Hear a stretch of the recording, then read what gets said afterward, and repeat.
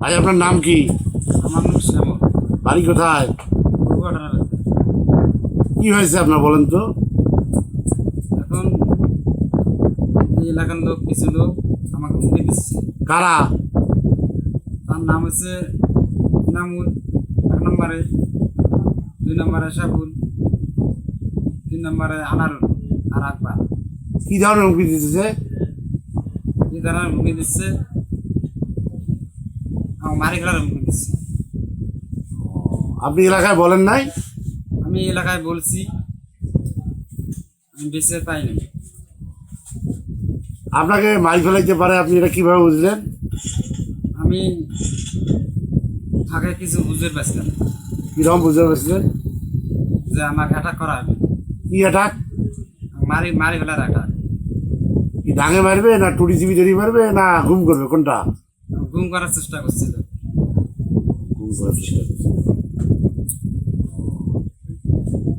আচ্ছা, আর আপনার আর কি এটা এটা এটা দ্বন্দ্ব সৃষ্টি হয় কি নিয়ে?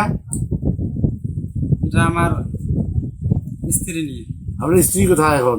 আমার স্ত্রী বর্তমান হারাতক, হারাতো না পালাতো?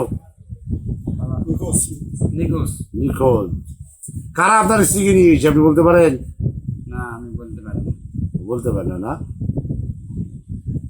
আচ্ছা, আপনার এটাই তো কথা নাকি আরো কোনো কথা আছে? না, আমি এখন এখন আপনি কি চান? এখন আমি ওদের শাস্তি চাই। আপনার জীবনের নিরাপত্তা চান না?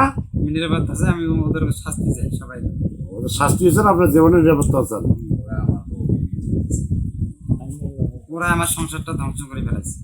এই ঘটনা আপনি কি জানেন?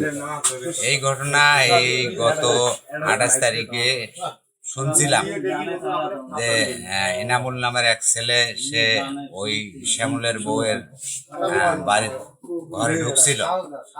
তো পরে কিছুক্ষণ পরেই শুনলাম যে আমাদের এলাকার কিছু ছেলেপেলে তাকে দাবড়ে ধরছে।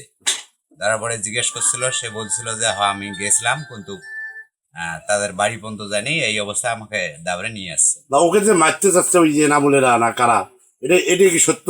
হ্যাঁ, ও আমাকে বলছিল, শ্যামলে বলছিল যে আমাকে হুমকি টুমকি দিতেছে, যে মারধর করার জন্য ওরা চেষ্টা করতেছে।